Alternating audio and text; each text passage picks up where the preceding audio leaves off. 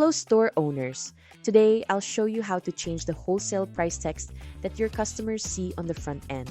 Right now, I'm browsing my shop as a wholesale customer, and underneath every product you can see the default label, wholesale price. Let's say I'd rather call these customers my resellers.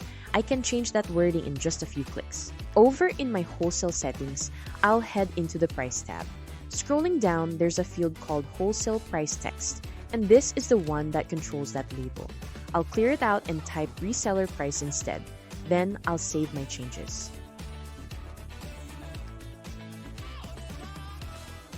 Now let's jump back over to my shop. And there it is. Every product now reads reseller price instead of wholesale price. And notice the pricing itself hasn't changed at all. It's purely the wording that's different. And it carries across to the individual product pages too.